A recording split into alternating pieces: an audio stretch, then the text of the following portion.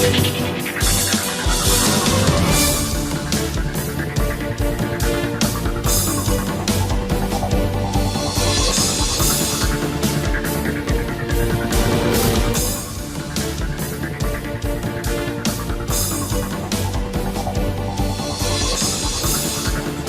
আমন্ত্রণ, যমুনা টেলিভিশন নিয়মিত আয়োজন 24 ঘন্টায় সঙ্গে আছে মাসুদ মিশু। আপনারা জানেন সংসদের তৃতীয় অধিবেশন শুরু হয়েছে এবং তৃতীয় অধিবেশনের প্রথম দিনেই তাচ্ছিল্যের অভিযোগে মূলত স্বরাষ্ট্রমন্ত্রীর কথাবার্তা আচরণে যে তাচ্ছিল্যের অভিযোগ এনেছে বিরোধী দল এবং আইন শৃঙ্খলা পরিস্থিতি, সার, বিদ্যুৎ, জ্বালানি পরিস্থিতি এসব নিয়ে তারা শেষ পর্যন্ত ওয়াকআউট করেছেন এবং স্বরাষ্ট্রমন্ত্রী আনুষ্ঠানিকভাবে তার সেই বক্তব্য প্রত্যাহারও করেছেন। সেই একই সাথে মক্কা যে সামরিক জোট, সেই সামরিক জোটে বাংলাদেশ যাচ্ছে কি যাচ্ছে না তা নিয়ে কথা বলেছেন সংসদে পররাষ্ট্রমন্ত্রী। আইন শৃঙ্খলা নিয়ে তীব্র বাকবেতনটা হয়েছে সরকারি ও বিরোধী দলের সংসদ সদস্যদের মধ্যে। এসব নিয়ে নিজের চিন্তার কথা জানিয়েছেন স্পিকার হাফিজউদ্দিন আহমেদ। সেসব নিয়ে কথা বলবো আমরা। কথা বলার জন্য আমাদের সঙ্গে আছেন সাংবাদিক লেখক আশরাফ কায়সার। আশরাফ কায়সার, স্বাগত আপনাকে। আমাদের সঙ্গে আছেন শিক্ষক জাহাঙ্গীরনগর বিশ্ববিদ্যালয়ের doctor Nahrin I Khan. Doctor Khan, আপনাকে স্বাগত। এবং আছেন রাজনীতিবিদ আরিফুল ইসলাম আদিব, তিনি জাতীয় নাগরিক পার্টি এনসিপির সিনিয়র যুগ্ম আহ্বায়ক। আদিব, আপনাকেও স্বাগত। আদিব, আপনাকে আলোচনা শুরু করতে চাই। সংসদে একটা উত্তেজনা আমরা দেখলাম এবং যে সংসদে আমি জানি না যে বেশিরভাগ ইস্যুতে সরকার এবং বিরোধী দল আপনাদের প্রায় একই রকম ভাবনা, একই রকম চিন্তা, কিন্তু আজকে আবার কি এমন হলো যে বিরোধী দলকে শেষ পর্যন্ত ওয়াকআউট করতে হলো? এবং সালাউদ্দিন সাহেবের যে বক্তব্য নিয়ে উত্তেজনার সূত্রপাত, তিনি হাসনাত আবদুল্লাহ এবং শফিকুল ইসলাম মাসুদ দুইজনের বক্তব্যের টোন নিয়ে সম্ভবত কথা বলেছেন, যেটি পল্টন বা শাহবাগের টোন, সেখান থেকেই কি তাহলে ঘটনার সূত্রপাত? ধন্যবাদ আপনাকে এবং একই সাথে সিনিয়র আলোচক তাদেরকে ধন্যবাদ জানাই।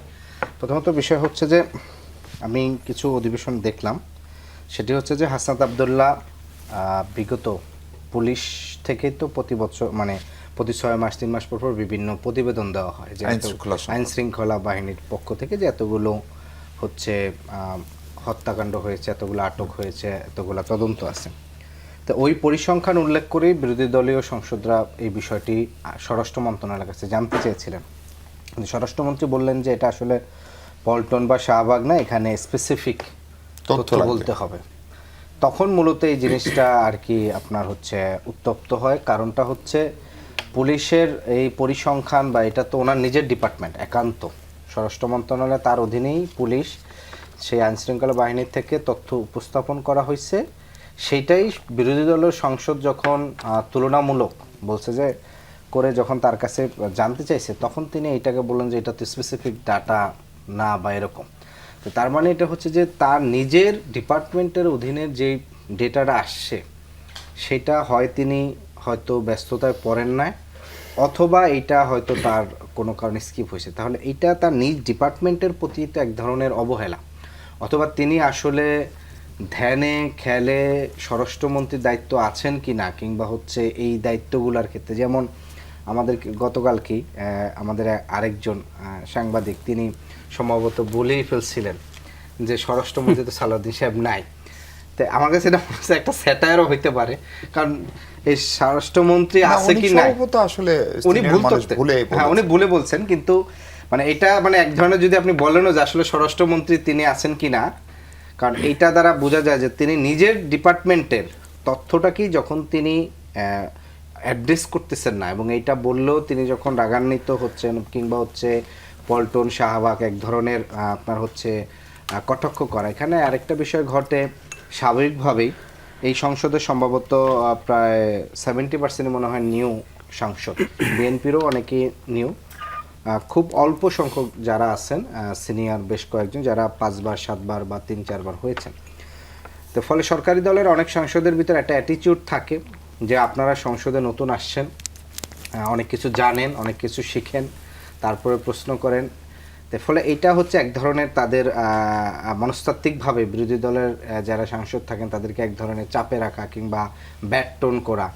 এবং আমরা দেখছি বিরোধী দলের নেতা যখন মন্তব্য করতে দাঁড়িয়েছেন তখন সরকারের মন্ত্রীরা এটা এই এক ধরনের নেগেটিভ টোন করছেন, এবং তখন একটা উত্তেজনাকর মুহূর্ত হয়েছিল। এবং সেটা সর্বশেষ সালাউদ্দিন সাহেব কথা বলার সময় হয়েছে। হ্যাঁ, এবং সালাউদ্দিন সাহেব যখন কথা বলছিলেন তখন এই জায়গাগুলো আবার আলাদা আসছে।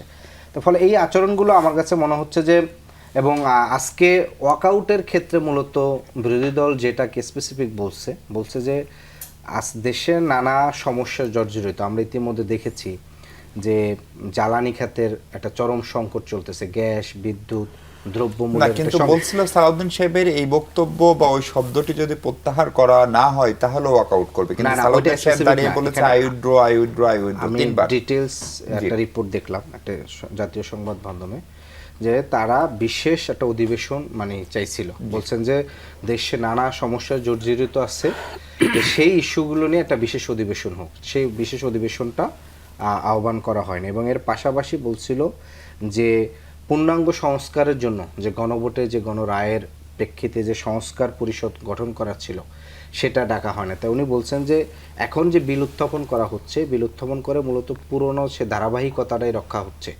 এবং কিন্তু আদিব, আপনি বিশেষ অধিবেশন সংসদে চাইবেন আর তার আগে লং মার্চ কর্মসূচি ঘোষণা করবেন, তাহলে দুটো সাংঘর্ষিক হয়ে যায় না? না, সংসদে আলোচনা যদি করার চেষ্টা করে ব্যর্থ হন তাহলে না বিরোধী দল রাজপথে যাওয়ার কথা, কিন্তু আপনি যদি আগে রাজপথে ধারাবাহিকভাবে গণভোটের যে গণরায় সেটা তো সেই 12ই ফেব্রুয়ারির পর থেকেই সরকারি দল কর্তৃক উপেক্ষিত আছে। এবং সেই ফেব্রুয়ারির পরবর্তীতে সম্ভবত এপ্রিল বা মার্চ থেকে এই সারা দেশের বিভাগীয় পর্যায়ে আমাদের গণভোটের গণরায়ের দাবিতে ধারাবাহিক বিভাগীয় সমাবেশ হয়েছে। 5ই সেপ্টেম্বর লং মার্চ আছে, এবং রোববারে সংসদ অভিমুখে কর্মসূচি আছে, এবং তারপরে হয়তো আপনার শেষে অক্টোবরে গিয়ে আপনার হচ্ছে মহাসমাবেশ হবে গণভোটের গণরায় ইস্যুতে। তো ফলশ্রুতিতে গণভোটের গণরায় ইস্যুটা কিন্তু গত 4 মাস ধরেই রাজপথে এবং সংসদেও নানাভাবেই কিন্তু উত্থাপিত হয়েছে। ফলে সরকারি দলে যেহেতু একটা 2/3 মেজরিটি আছে, যেটার দ্বারা আমরা দেখি সাধারণত যে কোনো জায়গায় প্রথমে সরকার এই আমাদের মতন দেশে এই সংসদীয় ব্যবস্থায় 2/3 মেজরিটি থাকলে প্রথমে এক ধরনের সংসদীয় স্বৈরতন্ত্র আচরণ করে, এরপরে সেটা আস্তে আস্তে কর্তৃত্ব পরায়ণ হয়, এবং সর্বশেষ যেটা হাসিনা চূড়ান্ত রূপ থামাই। এই পার্লামেন্টারি ফ্যাসিজমের কথা আজকে ডক্টর শফিকুর রহমান সম্মানিত বিরোধী নেতা তিনি নিজেও বলেছেন। এখন সংসদে যখন একটা ইস্যু নিয়ে আলোচনা চলছে, বিতর্ক চলছে, সেই সময়ে প্রথম দিনই ওয়াকআউট করা, সেটি কোনো আলোচনার সামারিতে পৌঁছানো গেল কিনা, 1। 2 হচ্ছে যে যেসব ইস্যুতে বিরোধী দল আলোচনা করছে তার অনেকগুলো ইস্যু সংসদীয় দলের সভাতেও আলোচনা হয়েছে, বিশেষ করে আইন শৃঙ্খলা পরিস্থিতি, বিদ্যুৎ সংকট, সার সংকট। এখন বিএনপি কি সেগুলো অস্বীকার করছে? না, বিএনপি অস্বীকার করবে কেন? কিন্তু আমার কাছে যেটা মনে হয় যে এটা আসলে যেমন সংসদ আমরা সারা জীবন দেখে এসেছি, এটাও তাই। কারণ আমরা ভেবেছিলাম যে 24-এর পরবর্তীতে বিরোধী দল হয়তো অন্যরকম একটা অ্যাটিটিউড করবে, কিন্তু সেই জায়গাটা তো আমরা দেখছি না। বিরোধী দল বলেন মানে সংসদে যা দেখে আমরা অভ্যস্ত হয়, আমরা খুব স্তুতি বাক্য শুনেছি বিরোধী দলের কাছ থেকে, অথবা আমরা শুনেছি ওয়াকআউট করে বের হয়ে গেছে। তো মাঝামাঝি বা এর মধ্যে তো কিছু কখনো বাংলাদেশ দেখে নাই। তো সেই পথেই এখন বাংলাদেশ হাঁটছে। যে কথাগুলো আদিব বলছিল বা আমার আজকে এইসব ইস্যুর চাইতেও একটা মিশু খুব চোখে পড়েছে বা কানে লেগেছে একটা কথা, সেটা হলো যে হাসনাত আবদুল্লাহ তিনি সংসদে বলছিলেন, তিনি স্বরাষ্ট্রমন্ত্রীকে বলছিলেন যে ব্রাহ্মণবাড়িয়ার মতো একটি জায়গায় ওখানে কি গান বন্ধ, সিনেমা হল বন্ধ। আমি খুব অবাক হয়ে গেলাম যে এই হাসনাতকে আমরা যখন ইন্টারিমের সময় দেখেছি, আপনার মনে আছে সোহরাওয়ার্দী উদ্যানে একটি মহাসমাবেশ হয়েছিল যেখানে নারীদেরকে প্রস্টিটিউট বলে গালি দেওয়া হয়েছিল, সেই সমাবেশে হাসনাত ছিলেন। গত 18 মাসে ইন্টারিমের সময় কোথাও কি ব্যান্ড সঙ্গীত হয়েছে? হয়নি, সারা বাংলাদেশে হয়নি। জাহাঙ্গীরনগর হচ্ছে সংস্কৃতি চর্চার একটা সবচেয়ে বড় জায়গা বাংলাদেশের মধ্যে, আমরা কোনো কনসার্ট সেখানে দেখি নাই। আমরা দেখেছি বাউলদেরকে কিভাবে মারা হয়েছে, সেগুলো আমরা দেখেছি। তো তখন হাসনাত আবদুল্লাহর কেন এই কথাটি মনে পড়ে নাই, বা নারীকে যখন গালাগালি করা হয় তখন কেন মনে পড়ে নাই, স্বরাষ্ট্রমন্ত্রী যখন শুধু এই কথাটি বলেছেন তখনই কেন এই কথাটি মনে পড়লো? তাহলে ওই 18 মাসের হাসনাত আবদুল্লাহ কি ক্রমাগতভাবে বদলে যাচ্ছে? এটা আসলে আমার জানতে ইচ্ছা করে। আজকে সংসদের আসলে আরেকটা জিনিস যেটা দেখলাম সেটা মানে হচ্ছে যে যেহেতু ইন্টারিমের সময় হাসনাত তো সমালোচনা করে না, ফলে বিএনপির সময় সমালোচনা করা যাবে না, না, এরকম এমন সেটা আমি সেটা বলছি না মিশু, আমি বলছি যে নিজের নৈতিকতা, নিজের অবস্থান, আপনার অবস্থান বা আপনার কোনো একটা বিষয় সম্পর্কে স্ট্যান্ড যদি 2 মাস 6 মাস বা 5 বছর পর পর বদলায়, তাহলে আপনার আদর্শিক জায়গায় তো একটা সাংঘর্ষিক। আমি সেই জায়গাটাতে বলতে চাই, যে যেটা নিয়ে প্রতিবাদ করবে, যে যেটা নিয়ে কথা বলবে, সে সবসময় সেটা নিয়েই কথা বলবে, সেটাই আমরা আশা করতে চাই। যেমন আজকে সংসদে আমি দেখলাম যে স্বরাষ্ট্রমন্ত্রী উনি বলছেন যে ওনাকে ডেটা দেয়া হয়েছিল, তো উনি বলছেন যে ডেটা না দিয়ে আপনি স্পেসিফিক কোয়েশ্চেন করেন যে কাকে ধরা হয়নি বা কোন জায়গায় অপহরণ হয়েছে বা কোন আসামিটা ধরা পড়ে নাই, স্পেসিফিক কোয়েশ্চেন করেন। আদিব যেমন একটি কথা বলছিলেন যে সংসদে যারা নতুন বা এবার অনেকেই নতুন সাংসদ এসছে, সেই জায়গা থেকে অনেক সময় তাদেরকে কটাক্ষ করা হয়। আপনার মনে আছে মিশ, আমরা ছোটবেলায় সংসদীয় ধারার বিতর্ক করতাম। সংসদের কিন্তু আলাদা একটা ভাষা আছে। সংসদে পয়েন্ট অফ অর্ডার কখন বলতে হবে, সম্পূরক প্রশ্ন কিভাবে করতে হবে, এটা কিন্তু একটা নিয়মের মধ্যে যায় এবং ওই নিয়মটা কিন্তু আপনাকে ফলো করতেই হবে। এবং সেই নিয়ম যদি আপনি ফলো না করেন, আমি মনে করি যে এটাতে ধরিয়ে দেওয়ার একটা বিষয় আছে। কারণ সংসদ এমন না যে আপনি গেলেন আর কথা বললেন। আর আজকে কি সংসদে প্রথম শাহবাগের কথা অথবা পল্টনের কথা উঠেছে? না, আমার মনে হয় এই সংসদের প্রথম থেকেই এই শব্দ চয়নগুলো ছিল, আমরা শুনেছি। শুরু থেকে এরকম তুচ্ছ-তাচ্ছিল্য করা হয়, স্বরাষ্ট্রমন্ত্রী নিজেকে শিক্ষকের ভূমিকায় ভাবেন, অন্যদেরকে শিক্ষার্থী ভাবেন।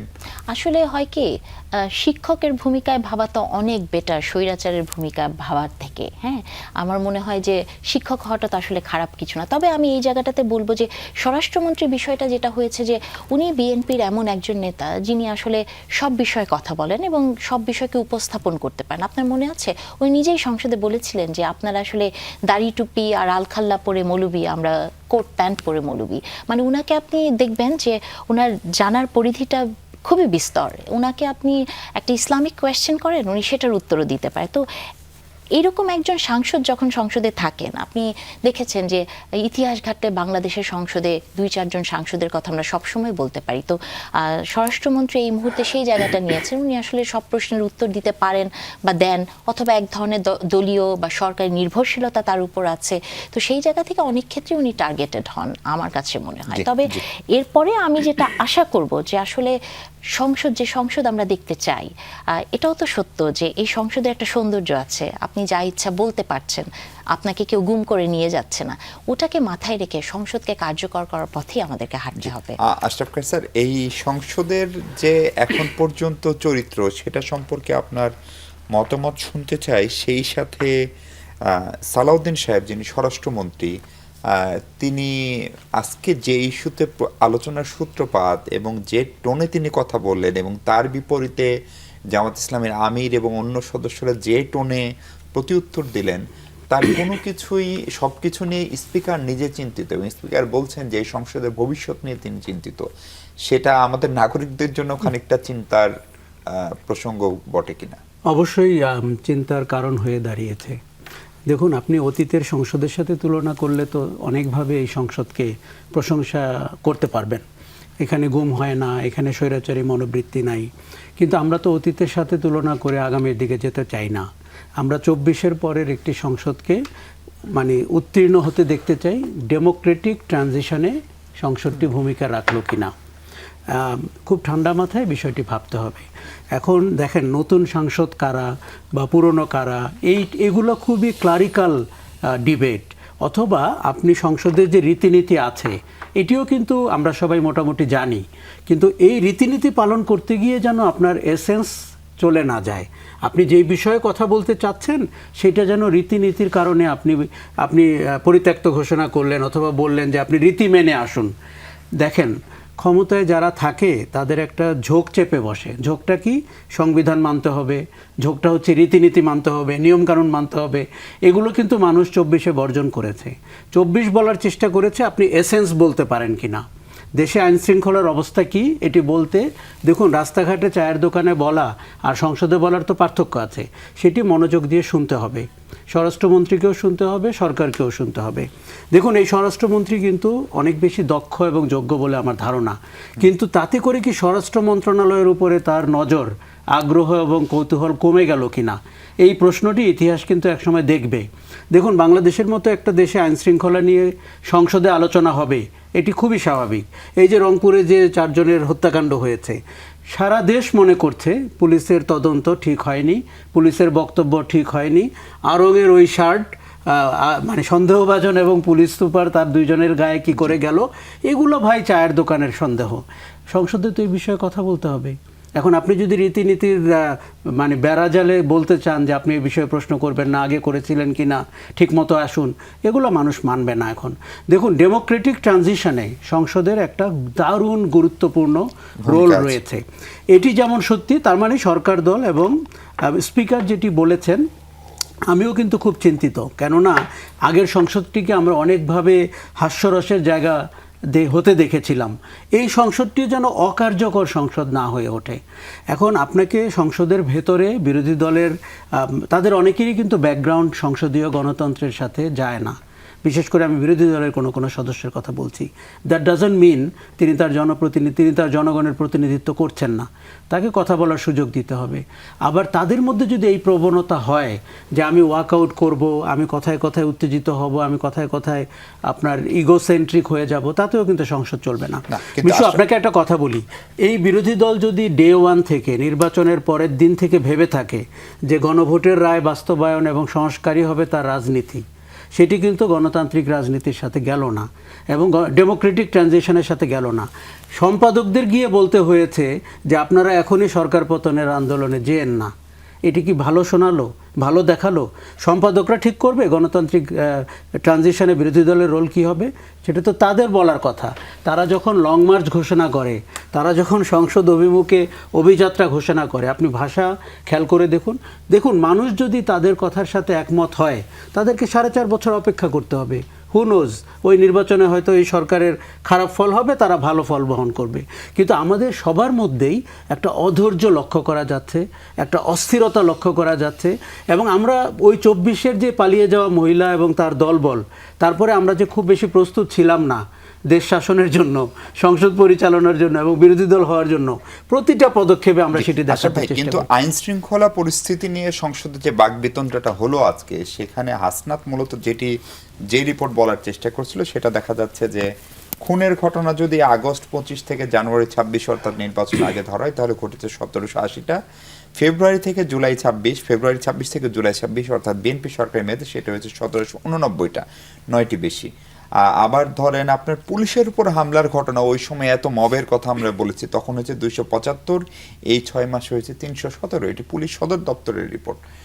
ফলে এত দক্ষ সুযোগ্য স্বরাষ্ট্রমন্ত্রী, যিনি আইন কানুন জানেন, প্রশাসনে যার সবচেয়ে বেশি নিয়ন্ত্রণ থাকার কথা, দলের নিয়ন্ত্রণ এবং একটি বিশাল ম্যান্ডেট নিয়ে আসা সরকার, তারপরও আইন শৃঙ্খলা পরিস্থিতি এরকম হবে কেন? এটার দায় বা এটি কেন ঠিক করা যাচ্ছে না? নিশ্চিতভাবেই দায় স্বরাষ্ট্র মন্ত্রণালয়ের এবং স্বরাষ্ট্রমন্ত্রীর।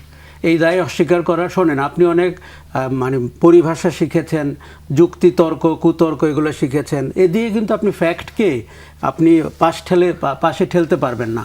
আচ্ছা, আপনাকে একটা কথা বলি মিশু, আমাদের একটা প্রবণতা হচ্ছে আমার দল, আমার মন্ত্রণালয়, আমার লোকরা ভালো। এই যে পুলিশকে নিয়ে গত 2 বছর যে কথাগুলো হলো ইন্টারিম থেকে, পুলিশ নাকি মনোবল ফেরত পাচ্ছে না। অপরাধী পুলিশ, তারা 15 বছর মানুষকে গুম করেছে, আয়না ঘরে নিয়েছে, জুলাইয়ে এবং অগাস্টে প্রায় 1400 মানুষ খুন করেছে।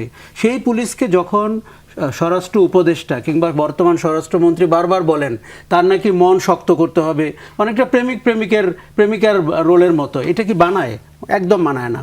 কেন স্বরাষ্ট্রমন্ত্রীকে পুলিশের অপরাধকে ওন করতে হবে এবং কেন পুলিশ তার মতো করে ব্যবহার করতে পারবে না প্রফেশনালিজম দিয়ে? পুলিশের রিপোর্টে যদি এই তথ্যগুলো আসে, এইটা দেখেন, বাংলাদেশের পুলিশের রিপোর্ট কিন্তু 100% সত্যি কথা বলে তা না। আমরা রংপুরের ঘটনা আবারও দেখলাম। কাজে আপনার পুলিশের উপরেও তো পুলিশিং থাকতে হবে। বাংলাদেশের গণতন্ত্র এটিই তো চায়, ইন্টেলিজেন্সের উপরেও ইন্টেলিজেন্স থাকতে হবে না? আমরা সেই জায়গায় যেতেই পারছি না। আমাদের পুলিশের রিপোর্ট নিয়ে আলোচনা করলেই ঝামেলা লেগে যাচ্ছে। দেখো, এখন আবার ওই যে ব্রাহ্মণবাড়িয়াতে গান বাজনা হয়, জায়গাটি একটি ভিন্ন, এই ধরনের চটুল কথা, হালকা কথা বলে আপনি কিন্তু হোম মিনিস্ট্রি ধরে রাখতে পারবেন না। তাহলে কি হলো? এখন ব্রাহ্মণবাড়িয়াকে আপনি আশকারা দিলেন, এরপরে ঝিনাইদহতে শুরু হবে, তারপরে সীমান্ত এলাকায় শুরু হবে। আপনি বলবেন একের পর এক অঞ্চলগুলো ওরা একটু ভিন্ন। এটি কি কোনো দেশের? আপনারা না বলছিলেন যে সংবিধান মানি, সংবিধান কি বলেছে ব্রাহ্মণবাড়িয়া বাংলাদেশের বাইরে? তারা নাচ গান কম পছন্দ করেন এবং তারা মানে শ্রেষ্ঠ মানুষের বাড়ি আক্রমণ করবে এবং আমরা রাষ্ট্র থেকে বলবো এগুলো ভালো হচ্ছে, তা তো না। আমার মনে হয় এত হালকা চালে শাসন করার সুযোগ আসলে নাই। শোনেন, 2/3 মেজরিটি হয়েছে, মানুষ এই সরকারের উপর আস্থা রেখেছে এবং এই সরকারকে এখন ডেলিভার করতে হবে। কিন্তু আমাদের সমস্যা হচ্ছে ওই 2/3 মেজরিটি আমাদেরকে অকর্মণ্য করে ফেলে অথবা অতি আত্মবিশ্বাসী করে ফেলে, দুটোই বিপজ্জনক। জি, প্রফেসর নাহরিন, সেক্ষেত্রে সরকার কি অতি আত্মবিশ্বাসী, বা বিশেষ করে স্বরাষ্ট্রমন্ত্রী মহোদয়? আমি আসলে এইভাবে দেখতে চাই না বিষয়টাকে, যে অতি আত্মবিশ্বাসী। আবার অনেক ক্ষেত্রে অতি না, আত্মবিশ্বাস থাকাটা ভালো। এবং আপনি যখন 2/3 মেজরিটি পাবেন, আত্মবিশ্বাসী হচ্ছে আপনাকে কাজ করতে সহায়তা করবে। সো আত্মবিশ্বাসটা খুব খারাপ কিছু না, আত্মবিশ্বাস থাকাটাই ভালো। বরং আত্মবিশ্বাস যদি না থাকে, আপনি বলবেন যে আচ্ছা নত জানু, আমরা তো একটা বলি না, নত জানু পররাষ্ট্রনীতি, নত জানু সরকার। সো আত্মবিশ্বাসটা আমি মনে করি না যে খারাপ কোনো কিছু, কিন্তু পার্সপেক্টিভ, দেখার জায়গাটা। একটা কথা আমি বলতে চাই, সেটা হচ্ছে যে কথাগুলো আশরাফ কায়সার ভাইয়ের সাথে আপনার হচ্ছিল, দেখেন, আমাদের ভুলে গেলে চলবে না যে পুলিশে কারা আছে, এটা কিন্তু আমাদের ভুলে গেলে চলবে না। আমিও সবসময় আশরাফ কায়সার ভাইয়ের সাথেই একমত যে পুলিশের আসলে মনোবল ভাঙেনি। মানে পুলিশে বা এইসব সেনাবাহিনীতে আপনি যখন যাবেন, মনোবলের একটা বিশাল পরীক্ষা দিয়েই আপনাকে উত্তীর্ণ হতে হয়। মনোবল ভাঙেনি, কিন্তু ভেতরে কি আছে সেটা একটা বিষয়। ধরুন, যে মানুষটি 15 বছর আগে এই পুলিশে জয়েন করেছে বা সরকারের যে কোনো পদবিতে আছে, তিনি তো এখন মানে একটা বড় পজিশনে গেছে। তারা কারা ছিল এটাও আমাদেরকে বুঝতে হবে। এবং সেই 15 বছর কোনো গণতান্ত্রিক চর্চা ছিল না, সেখানে স্বৈরাচারী শাসন ছিল, একনায়কতন্ত্র ছিল। তো ওরকম একটা সিস্টেমে যখন একটা মানুষ তার অফিসে অভ্যস্ত হয়ে যাবে, যখন তার আজ্ঞাবহ হওয়াটাই তার জীবনের সবচেয়ে বড় টার্গেট হয়, তখন তাকে রাতারাতি আপনি 6 মাসে বদলে দেওয়াটা খুবই জটিল। এবং ধরেন যারা সিনিয়র লেভেলেও ছিল তখন, এখন আরও সিনিয়র হয়েছেন, তারাও কিন্তু 15 বছর is not a matter of joke. এটা অনেক বড় একটা সময়, অভ্যস্ততার একটা বিষয়।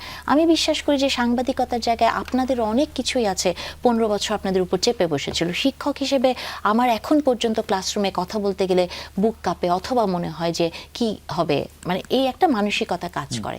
তো সেই জায়গা থেকে আসলে আমি সবসময় বিশ্বাস করি যে এটা, এবং বলিও সব জায়গায়, যে এটা তো আসলে একটা নর্মাল সময়ের 5 বছর পর পর গণতান্ত্রিক সরকার নয়, এটি একটি ডিফারেন্ট সরকার। সংসদে বসে যারা আছেন তাদের জন্য ডিফারেন্ট। কি বলবে, আপনারা যখন ইন্টারিমের যিনি স্বরাষ্ট্র উপদেষ্টা ছিলেন, তাকে যখন 1 মাস 2 মাস 3 মাস থেকে সমালোচনা করতেন, তাকে দুর্বল বলতেন, তাকে নিয়ে ঠাট্টা করতেন, তার বিপরীতে এই সরকারের তো হানিমুন পিরিয়ড শেষ। তাহলে এই সরকার আইন শৃঙ্খলা নিয়ে কেন বলেন না যে এই জায়গায়? আসলে যেটা হয়েছে, আমরা বলতে আমি আসলে কাউকে নিয়ে কখনো ঠাট্টা করি নাই, কিন্তু যেটা হচ্ছে যে যেটা বলতে পারেন যে ক্রিটিসিজম, ইন্টারিমের সময় ক্রিটিসিজমটা কেন এরকম ছিল মিশু?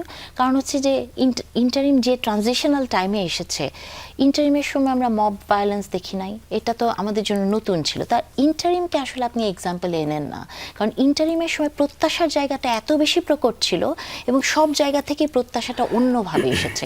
তো আমাদের এক্সপেকটেশনটা অন্যভাবে ছিল। এবং ইন্টারিম কিন্তু কোনো দলীয় সরকার ছিল না, ইন্টারিমের কিন্তু করার অনেক কিছু ছিল। আপনি বলছেন বিএনপির কাছে প্রত্যাশার চেয়ে ইন্টারিমের কাছে প্রত্যাশা বেশি। ওই মুহূর্তটা তখন তেমন ছিল, এটা একটা সময়ের দাবি ছিল ওই সময়। কিন্তু ধরেন বিএনপি যেটা হয়েছে, যে আপনাকে ভুলে গেলে চলবে না, বিএনপি কিন্তু একটি রাজনৈতিক দল, এই সরকারটা কিন্তু একটি রাজনৈতিক সরকার। রাজনৈতিক সরকারের টার্গেট কিন্তু কিছু না কিছু জায়গায় একটা ইন্টারিমের থেকে ডিফারেন্ট হবে, এটাই স্বাভাবিক। এবং রাজনৈতিক সরকারের টার্গেট কিন্তু থাকবে, যদি তারা গণতন্ত্রের পথে হাঁটে, যে 5 বছর পর তাকে কিন্তু মানুষের কাছে যেতে হবে। তো সেই জায়গা থেকে আমি বিশ্বাস করতে চাই যে জনাব তারেক রহমানই একবার বলেছিলেন যে উনি তো ভোটের রাজনীতি করেন, তাই না? ভোট তাকে চাইতে হবে। তো এই যে যা কিছু হচ্ছে, তার রিফ্লেকশন তো আসলে ভোটেই পড়বে। তো এটা নিশ্চয়ই বিএনপির মাথায় আছে, সরকারের মাথায় আছে। জি, আরিফুল ইসলাম আদিব, আপনার কাছে জানতে চাচ্ছিলাম যে আইন শৃঙ্খলা নিয়ে সুনির্দিষ্ট কোন অভিযোগের কথা স্বরাষ্ট্রমন্ত্রী জানতে চেয়েছিলেন, যে ঠিক কোন এলাকায় কোন এমপির উপরে হামলা হলো যেটা ঘটলো না, ফলে সেটি তো সুনির্দিষ্টভাবে বলতে পারেনি। যেটা পুলিশের ডাটা, সেটা হয়তো স্বরাষ্ট্রমন্ত্রীর মুখস্থ নাই, কিন্তু সেটা তো তার দপ্তরে আছে নিশ্চয়ই। না, এখানে প্রথমত বিষয় হচ্ছে অভিযোগটা কি, যখন তিনি একেবারে পরিসংখ্যান উল্লেখ করে বলছেন যে সাধারণত হয়েছে কি আমরা যেটা দেখেছি যে সবসময় একটা অভিযোগ থাকতো যে ইন্টারিম সরকারের এই সমস্যাগুলো আছে, নির্বাচিত সরকার এলে এই সমস্যাগুলো সমাধান। এবং আপনি যে তথ্য দুইটা উল্লেখ করছেন সেখানে স্পষ্ট দেখা গেছে যে পুলিশের উপর হামলা তুলনামূলক বেশি হয়েছে, 275 থেকে 317, এবং খুনের জায়গার থেকেও খুব বেশি ডিফারেন্স হয়নি।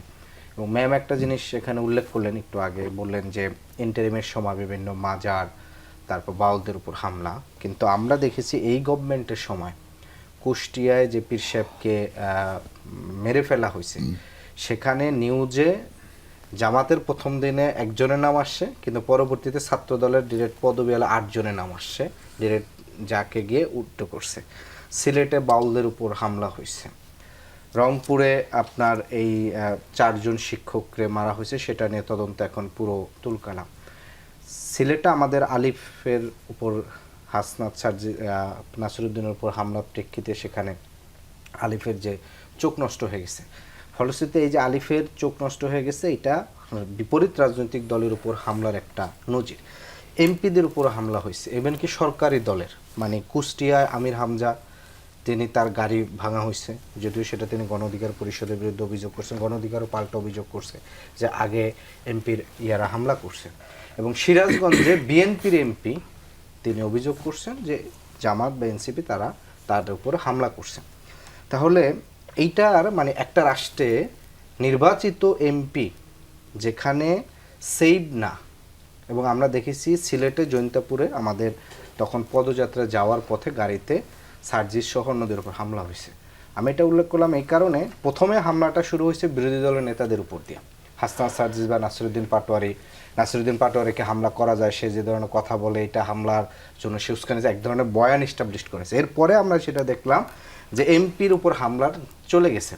এবং বিদ্যুৎ অফিস, আপনি যেহেতু বলছেন বিদ্যুৎ নেওয়ার সমাধান, যে অধিকাংশ জেলায় পল্লী বিদ্যুতের অফিসে এক ধরনের হামলা হচ্ছে, কিংবা বাসায় গেলে হচ্ছে তাকে নানা ধরনের জটিলতা হয়েছে। আমার কোশ্চেনটা হচ্ছে আওয়ামী লীগের সময়, ফ্যাসিবাদের সময় অনির্বাচিত এমপিদের উপরে, এই যে বিএনপি সবচেয়ে বড় জনপ্রিয় দল নেতাকর্মী, কোনো একটা এমপির গায়ে টু শব্দটা ঢিল দূরে মানে পলায় থেকে ঢিলও মারার কিন্তু সাহস পায় না, কিংবা হচ্ছে আপনার কোনো এক জায়গায় নানা ধরনের। ফলে এই গভর্নমেন্টের সময় নির্বাচিত এমপিদের উপর হামলাটা মানে যারা সর্বোচ্চ ম্যান্ডেট নিয়ে আসছে, মানে যে রাষ্ট্রীয় প্রোটোকলে সর্বোচ্চ নিরাপত্তা দেওয়ার জায়গায় তিনি যখন হামলার শিকার হচ্ছেন, তার মানে এটা কিন্তু ডিফারেন্ট মেসেজ দিছে। অর্থাৎ এই নির্বাচিত সরকার আইন শৃঙ্খলা কি মানে যাদের দ্বারা রাষ্ট্রটা পরিচালনা করছেন তার নিরাপত্তাই তিনি নিশ্চিত করতে পারছেন না। মানে মাত্র 6 মাসে ধরনের অনুসিদ্ধান্তে আসা ঠিক কিনা রাজনৈতিকভাবে। আমি আপনাকে আরেকটা ইস্যু নিয়ে কথা বলতে চাই। আজকে বিএনপির যে সংসদীয় দল তাদের বৈঠকে অনেকগুলো প্রসঙ্গ, তার ভিতরে আইন শৃঙ্খলা যেরকম ছিল, বিদ্যুৎ সংকট একটা বড় ইস্যু হয়েছিল, এবং সেখানে বিদ্যুৎ প্রতিমন্ত্রী মহোদয় অনিন্দ্য ইসলাম অমিত যশোরের এমপি তিনি বলেছেন যে এখনই বিদ্যুতের সমাধান সম্ভব না, এটি হচ্ছে তার দলের এমপিদের জন্য বার্তা। ফলে এটিকে জনগণের কাছে কিভাবে ট্রান্সলেট করা যায়, কিভাবে তাদেরকে মানে আপনার সাশ্রয়ী হতে বলা যায়, তিনি সেই জায়গা থেকে বলেছেন। এবং প্রধানমন্ত্রীও বলেছেন যে মন্ত্রীরা যে বার্তাগুলো দিচ্ছে সেগুলো যেন প্রপারলি কমিউনিকেটেড হয় তৃণমূলে। ফলে বিদ্যুতের সমাধান সম্ভব নয় এবং এটির কারণও আমরা জানি, কিন্তু তারপরেও সংসদে আজকে বিদ্যুৎ নিয়ে তুমুল বিতর্ক। রুমিন ফারহানা তো এটাই বলে ফেলেছেন যে মানুষ বলে টুকু যায় টুকু আসে। টুকু হচ্ছেন আমাদের বিদ্যুৎ মন্ত্রণালয়ের যিনি মিনিস্টার বটে। ফলে এই বিদ্যুৎ সমস্যার সমাধানের জন্য তো এই বিএনপি সরকার আসলে কতখানি দায়ী, সেই দায় কেন আপনারা তাদের উপর? না, এখানে আপনি যেটি বলছেন যে এই গভর্নমেন্টের কিন্তু সবসময় শুধুমাত্র দায় দেওয়া হয় না। আমরা জানি যে বিগত 15 বছর একটা ধারাবাহিক ফেইলিওরের একটা কিছুটা এখনো কন্টিনিউ হচ্ছে। সেই ক্ষেত্রে কিন্তু বিরোধী দল এই বিষয়গুলো অ্যাড্রেস করে। বিরোধী দল থেকে আমরা দেখেছি যে জ্বালানি যখন সংকট হয়েছিল তখন বিদ্যুৎ মন্ত্রী প্রথমে সংসদে বললেন যে আগামী 2 বছরে বৃদ্ধি পাবে না, আমরা ঠিক দাম বাড়বে না। আমরা ঠিক 2 মাসের মাথায় আমরা বৃদ্ধি দেখেছি। এবং গ্যাসের লাইনের ক্ষেত্রে তেলের যখন সংকট হলো তখনও ঠিক বিদ্যুৎ মন্ত্রী একই সংসদে দাঁড়িয়ে বলছেন কোনো জ্বালানির সংকট নাই। আমরা দেখছি সিরিয়ালের উপর সিরিয়াল বলছেন দাম বাড়বে না। 15 থেকে 20% করে যখন 4টা তেলেই যখন দাম বাড়লো তখন আমরা দেখলাম কি তার এই কথা টিকলো না।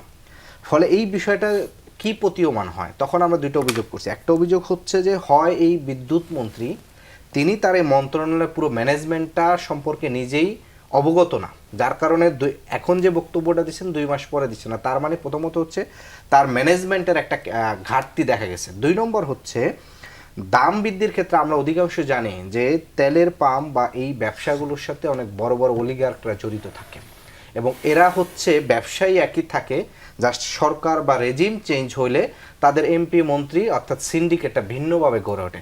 সরকার সিন্ডিকেটের সাথে একটা কোলাবোরেশনে মন্ত্রীরা নানা ধরনের জড়ায় পড়ছেন কিনা, এই 2টা জায়গায় মূলত অভিযোগ ছিল। ফলে পুরনো সরকারের যে দায়িত্ব অবহেলা বা যে ঘাটতিটা এই বিদ্যুতে আসছে সেটা কিন্তু বিরোধী দল অ্যাড্রেস করে। বিরোধী দলের মূল জায়গাটা হচ্ছে তার ম্যানেজমেন্ট ক্যাপাসিটি এবং দ্বিতীয়ত হচ্ছে তারা এই ম্যানেজমেন্ট উত্তরণের ক্ষেত্রে অলিগার্কদের সাথে তারা অ্যাকোমোডেট করছে কিনা কিংবা তাদের সাথে ফেসিলেট করছে কিনা।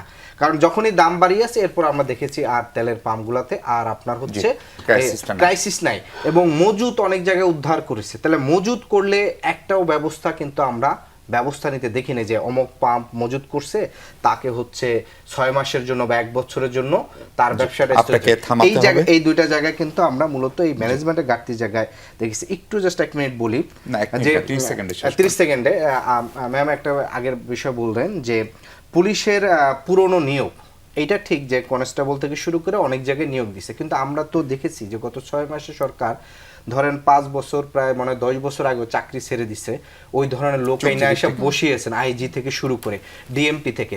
এক জেলা এসপি বলছেন যে ছাত্র দলের এক নেতাকে ঝাড়ি দিয়ে বলছেন তুমি কি ছাত্র দল করছো, তোমার সাথে আমি বড় ছাত্র দল। এক এসপি বলছেন যে তার ছাত্র জীবনে তিনি কোন সালে ছাত্র দল করছেন সেটা উল্লেখ করে তিনি এই সরকারের প্রতি লয়্যালটি আনছেন।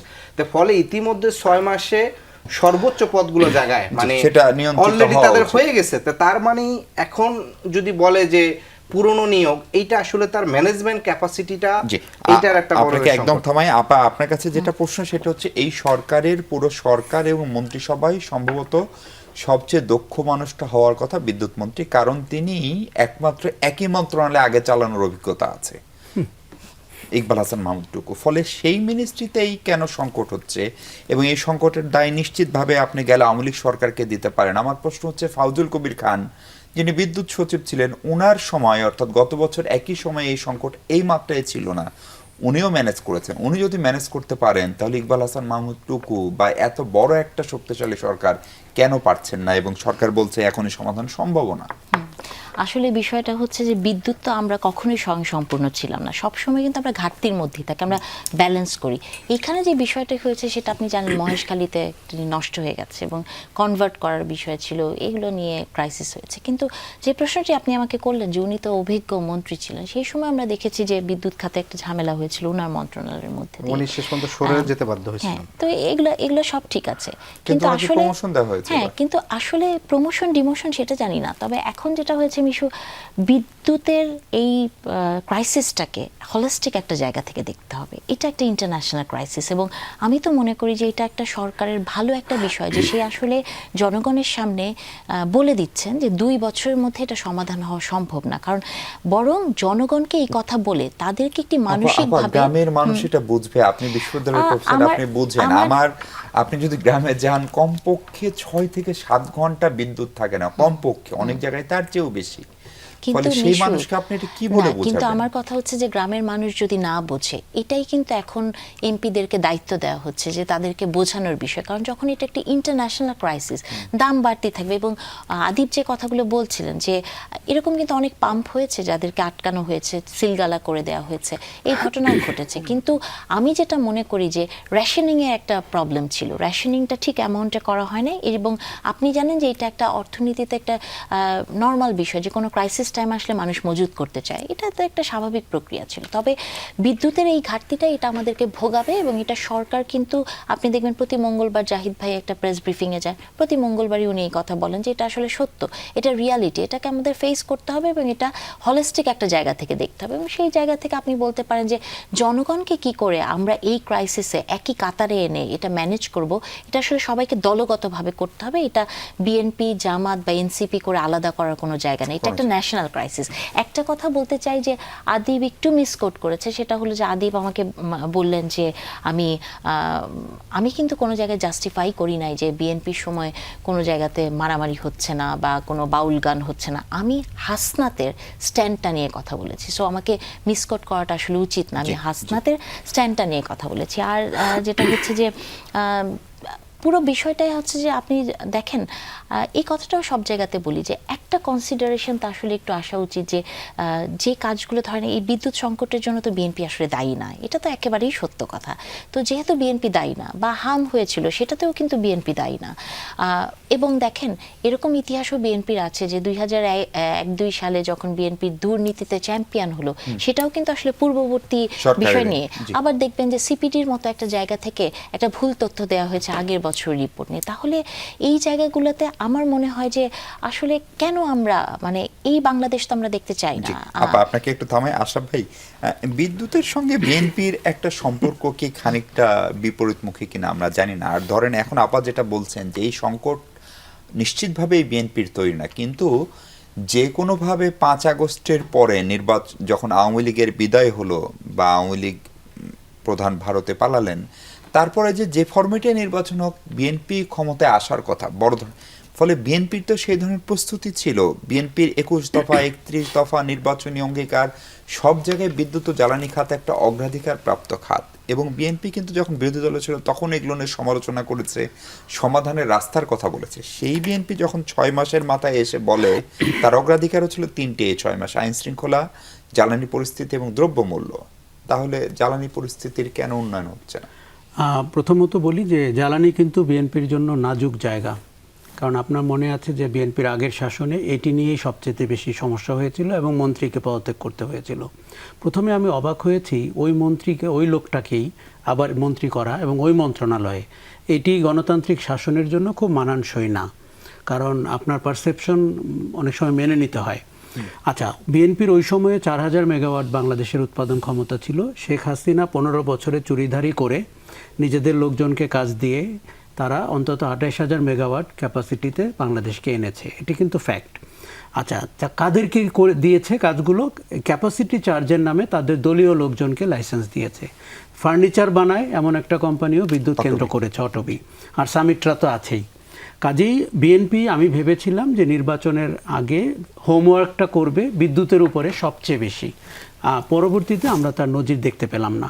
এমনকি যখন ক্রাইসিসটা শুরু হলো তখন মন্ত্রীর যে বক্তব্য, মন্ত্রণালয়ের যে অ্যাক্টিভিটি, এই যে 2 কিলোমিটার 3 কিলোমিটার গাড়ির লাইন দেখতে পেলাম, তখনই বোঝা গেল যে এইখানে আরেকটা গেম চলছে। আপনি দাম বাড়ানোর সাথে সাথে আপনার ক্রাইসিস চলে গেল। এটি কিন্তু দেখুন, কেউ কি দায়িত্ব নিয়ে বলেছে কেন দাম বাড়ানোর পরে ক্রাইসিস চলে গেল? বলেনি। এখানে 1000 কোটি টাকার একটা ঘটনা ঘটে গেল। কার পকেট কাটা গেল? সাধারণ জনগণের, যার পকেট একবার শেখ হাসিনা কেটে দেশ ছেড়ে পালিয়েছেন। আচ্ছা, আমি বিদ্যুতের সার্বিক চিত্রটা আপনাকে বলি। প্রথম কথা, আপনি বলছিলেন অন্তর্বর্তী সরকারে ফজল কবির খান এই সময়ে 1 বছর আগে ম্যানেজ করেছিলেন, তখন তো মহেশখালীতে দুর্ঘটনা ঘটেনি। তখন এলপিজির দাম গ্লোবালি যা ছিল এখন তার দ্বিগুণ, কারণ ইতিমধ্যে ইরান যুদ্ধ শুরু হয়ে গেছে। আগামী বছর এই সময়ে আপনার অনুষ্ঠানে যদি আমরা আসি, এলপিজির দাম আরও 50% বাড়বে। কাজেই এই দামে বিদ্যুৎ এলপিজি কিনে তারপরে সেটিকে গ্যাসে রূপান্তর করে বাংলাদেশের মানুষকে দেওয়া হচ্ছে, এই তথ্যটা বিএনপির সবসময় বড় সমস্যা হচ্ছে বয়ানের লোক নাই, ফলে হটকারিতা করে। এবং এক একজন, আজকে আমি দেখলাম বিএনপির সবাই বিদ্যুৎ নিয়ে কথা বলছে, এটি কি তাদের কাজ?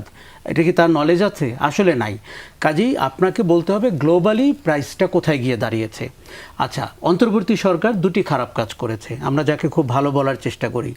31টি LOI ইস্যু করা হয়েছিল রিনিউয়েবল এনার্জির জন্য, তার মধ্যে বিপুল সংখ্যক FDI, বলা হয়ে থাকে $6 বিলিয়ন FDI এর কমিটমেন্ট তৈরি হয়েছিল, এবং 3000 মেগাওয়াট রিনিউয়েবল এনার্জি থেকে আপনি পেতে পারতেন। আজকে যখন আমরা কথা বলছি তখন প্রায় 1000 মেগাওয়াট আপনার আমাদের গ্রিডে যুক্ত হতো রিনিউয়েবল থেকে। ওই সরকারটি LOI বাতিল করেছেন, কেননা একটি কালো আইনের দ্বারা ওই LOIটি হয়েছিল। ওই যেই আইনে ক্যাপাসিটি চার্জ করা হয়েছিল এবং কুইক রেন্টাল করা হয়েছিল। আপনি বিকল্প দেখবেন না? আপনি তাদের সাথে রিনেগোশিয়েট করবেন না। পৃথিবীর অনেক জায়গায় দুর্নীতি হয়, রিনেগোসিয়েশন হয়, এমন সব টার্মে কোম্পানিগুলো আবার রাজি হয় যেটি একটি ইতিহাস তৈরি হয়। জি। আমরা অন্তর্বর্তী সরকার ওটা করতে দেখলাম না। সামিট যে হাসিনা সরকার বা পরিবারের ঘনিষ্ঠ ছিল এবং ওইভাবে তাদের উত্থান হয়েছে, এটি আপাতত দেশে কোনো বিতর্ক নেই। কিন্তু সেই সামিটকে যখন এফএসআরও আপনি বাতিল করলেন, তাদের দ্বিতীয়টা, সেটার জন্য আপনি রিনেগোশিয়েট করলেন না, আপনি টেন্ডার ফ্লোট করলেন না, বিকল্প করলেন না, ফলে একটি এফএসআরওতে আগুন লাগলে আপনার কোনো ব্যাকআপ নাই। এই কাজ দেখুন, আমি কিন্তু পরিষ্কার বলতে চাই, এই সংকটের জন্য বিএনপি উত্তরাধিকার সূত্রে পেয়েছে, সে ক্রিয়েট করেনি। কিন্তু ওই যে সে পেট্রোল manage পাম্পে করতে পারছে। অকটেন, ডিজেল এবং Manage পেট্রোলের অব্যবস্থাপনা, ওইটা কিন্তু বিএনপির দায়। জি, এটাকে জি। অস্বীকার করার উপায় আচ্ছা নেই। ভাই, এর আপনাকে ভিতর- এখন যেটা করতে হবে, শোনেন, একটা ইন্টিগ্রেটেড গ্রহণযোগ্য ট্রান্সপারেন্ট এনার্জি পলিসি করতে হবে, তখন মানুষ আপনার সাথে থাকবে এবং 2 বছর তারা ধৈর্য ধরবে। কিন্তু আমরা যদি দেখি ওই জায়গায় বিএনপি নাই এবং বিএনপি পরিষ্কার করছে না, অথবা তাদের সেই লোক নাই, তাহলে কিন্তু 2 বছর পরে আপনি রেজাল্ট পাবেন। পরিস্থিতি হয়তো আরো খারাপ হবে। আশরাফ কাসের, আমরা একদম শেষ সময়ে সার নিয়ে স্যাবোটাজের সংখ্যা খোঁজ সরকারের মন্ত্রী প্রতিমন্ত্রীরাই করছেন এবং পাবলিকলি করছেন। প্রশ্নটা হচ্ছে, যদি কোনো স্যাবোটাজের সংখ্যা থাকে তাহলে সেটার জন্য আইন শৃঙ্খলা বাহিনী, গোয়েন্দা সংস্থা যারা এটা করতে পারে, তাদেরকে না ধরে এটি বলে আপনি আসলে কৃষককে কি বার্তা দিতে চান? এটা খুব পুরনো কৌশল এবং এটি করে মানুষের মধ্যে আরও ভীতি ছড়ানো এবং নিজের দায় অস্বীকার করা। কোনো সরকারকে এটি মানায় না। এবং আপনার বিদ্যুৎ এবং গ্যাসের সংকটের পরে সারের সংকট হবে, এটা খুব প্রেডিক্টেবল। এটা যারা বুঝতে পারে তারাই বুঝতে পারছে। আমি তো বলবো বিদ্যুতেও স্যাবোটাজ হচ্ছে। আমি বলি আপনাকে, কুইক রেন্টালে 3000 মেগাওয়াট পর্যন্ত বিদ্যুৎ তারা এখনও প্রডিউস করতে পারে, তারা করছে না। কেননা তারা পাওনা দাওনা আছে সরকারের সাথে, তারা ওই টাকাটা আদায় পৃথিবীর করে কাছে পাওনা আছে। তাদের হাতে যে রিজার্ভ আছে এনার্জির, সেইটা নিয়ে আগামীকালকে থেকেই তারা 3000 মেগাওয়াট প্রডিউস করতে পারে, করছে না। তো সরকার কেন ব্যবস্থা নিচ্ছে না? এখন অলিগার্কদের একটা হ্যাবিট হচ্ছে, যার কাছ থেকে পয়সা বানায় না কেন, পয়সা আবার পরের সম্পর্কটি তৈরি করে দেয়। কাজেই আমি বলবো যে এই সারের ক্ষেত্রে যে স্যাবোটাজ হচ্ছে বা হবে, এবং আপনি যে সারের সংকট দেখতে পাবেন, এবং তাতে করে কি হবে জানেন, আপনি অনেকগুলো ফসলের ক্ষেত্রে ঘাটতি দেখতে পাবেন। ফলে বাংলাদেশে যে চরম পরিস্থিতিটা তৈরি হবে, এখনই তো 6-7 ঘন্টা গ্রামে ধরেন বিদ্যুৎ নাই, ফলে সারের উৎপাদন ব্যাহত হচ্ছে, তারপরে সারের মজুতদারি হবে, সংকট হবে, এগ্রিকালচার উৎপাদন ব্যাহত হবে। এগুলো সব এক ছকে বাঁধা। সরকারে যারা থাকেন তাদের কাজ তো এটা ডিল করা, এবং স্যাবোটাজ হলে তার বিরুদ্ধে ব্যবস্থা নেওয়া, এবং বাড়তি চালান দিতে হলে সেই চালানের ব্যবস্থা করা। এই মুহূর্তে কৃষি খাতে বিদ্যুৎ কিংবা এনার্জির সাপ্লাই বাড়িয়ে দেওয়া, এই ধরনের ডায়নামিক কিছু উদ্যোগ তো আমরা দেখতে চাই। এখন সেটি যদি কথামালা দিয়ে আপনি পার পেতে চান, ধরেন বাংলাদেশে কূপ খনন করা হয়েছে সব মিলিয়ে 32টি গত 17 বছরে, তা আপনি 150টা কূপ খননের কথা সরকার বলেছে। আমি মনে করি তাদের ইমিডিয়েটলি কূপ খননে যেতে হবে, কেননা ইরান যুদ্ধ আরও অনেক দিন চলবে মধ্যপ্রাচ্য। কাজে আপনি দৃষ্টান্তমূলক 5টি কাজ যদি না করেন, গ্যাস, বিদ্যুৎ এবং সারে, তখন কিন্তু সরকারকে এর দায় নিতে হবে। ঠিক যেমনটি 6 মাস আগে বা 4 মাস আগে আমরা আপনার জ্বালানির ক্ষেত্রে অব্যবস্থাপনাকে দায়ী করেছি, কিন্তু তাতে করে মানুষের যে ভোগান্তি হয়েছে, তার যে জীবনযাপনের ব্যয় বেড়েছে, এটি সারের ক্ষেত্রে আরেকবার হতে যাচ্ছে। জি, নাহিন আপা, আপনি কি বলবেন? সার নিয়ে স্যাবোটাজের যেহেতু সংখ্যা, তার মানে তো এটা একটা সমাধানের রাস্তাও নিশ্চয়ই মিলবে। হ্যাঁ, আমি একটু আশার কথা বলতে চাই। আশার কথাটা হচ্ছে যে 2026-27 অর্থ বছরে কৃষককে সার ভর্তুকি মূল্যে দেওয়া হবে, অথবা 30,000 মেট্রিক টন রাশিয়া থেকে সার এনে সেটা বিনামূল্যে কৃষককে দেওয়া হবে। তো এগুলো তো পদক্ষেপ। সো আমি মনে করি যে এই ক্রাইসিসের সময় এই ধরনের আশার বাণী, এবং এটা যদি সত্যি বাস্তবায়িত হয়, তাহলে বাংলাদেশের কৃষক ভালো, মানে তাদের জন্য ভালো হবে। সেই সাথে সাথে আরেকটি কথা বলতে চাই যে আশরাফ কায়সার ভাই একটি কথা বলছিলেন যে বিএনপি আসলে বয়ান প্রচার করতে আসলে খুব বেশিরভাগ সময় ব্যর্থ হয়। এটি আমি আশরাফ কায়সার ভাইয়ের সাথে একমত। যেমন বিএনপি অনেক ভালো কিছু করে, কিন্তু সেইটা আসলে প্রকাশ করে, এটা বিএনপির একটি সাংগঠনিক দুর্বলতা সারা জীবন। এবং দেখবেন যে বিএনপি নামক দলটি কিন্তু সরকারের মধ্যে বিলীন হয়ে গেছে, না, মানে যেটা হওয়ার আসলে কথা না। তো এই জায়গা থেকে এই কৃষক সার এগুলো নিয়ে যখন কথা হচ্ছে, বিএনপি খুব ভালো একটা কাজ করেছে, সে যে 13 লক্ষ কৃষকের ঋণ মৌকুফ করেছে, 10,000, হ্যাঁ, এই 10,000 টাকা করে, এটা কিন্তু আমরা কখনো দেখি নাই। এবং এটা কিন্তু পত্রিকার ফ্রন্ট লাইনেও আসে না। এই দেশে কিন্তু প্রচুর কৃষক ঋণ দিতে না পেরে আত্মহত্যা করেছে। তো আমি মনে করি যেগুলো আশার বাণী দিয়ে আসলে আজকে শেষ করতে চাই। জি আদিব, সার নিয়ে কোনো ক্রাইসিস সরকার নিশ্চিতভাবে নিয়ন্ত্রণ করতে পারবে, এবং আমরা জানি যে সারের ক্রাইসিস হইলে সেটি শেষ পর্যন্ত গিয়ে জিনিসপত্রের দাম, মানুষের জীবন, অলরেডি দ্রব্যমূল্য অনেকটাই নাগালের বাইরে।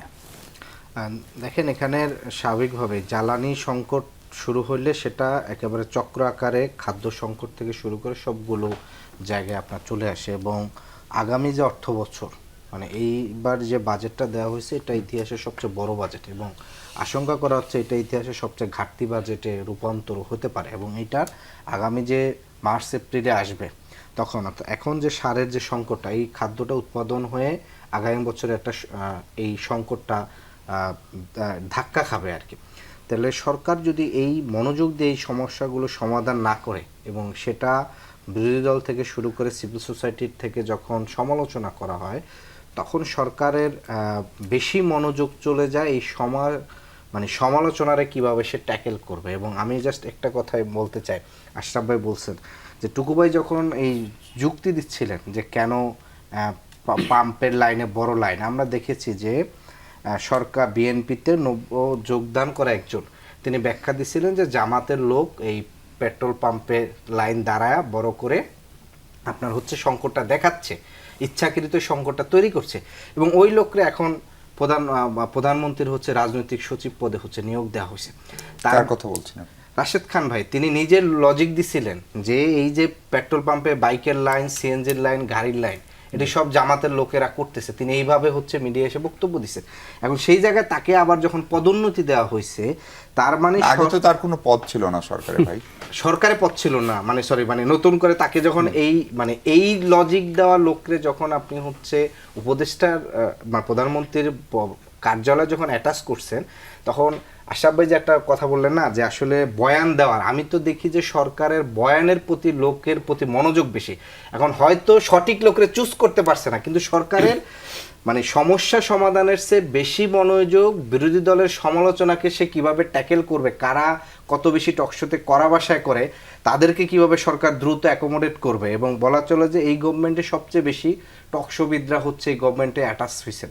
আপনি অর্থ মন্ত্রণালয় বলেন, আপনি তথ্য মন্ত্রণালয়, অর্থাৎ অলমোস্ট প্রায় মন্ত্রণালয় একজন করে যারা টকশো করতেন আগে বিরোধী দলের সময়, তাদেরকে অ্যাটাচ করছেন। তার মানে সরকারের মনোযোগ আছে, কিন্তু হয়তো সঠিক লোককে চুজ করতে পারছেন না। জি অনেক ধন্যবাদ আদিব, অনেক ধন্যবাদ ডক্টর নাহির নাইক খান, অনেক ধন্যবাদ আশরাফ কায়েসার। দর্শক, এই ছিল আলোচনা। ভালো থাকুন সবাই, নিরাপদে থাকুন।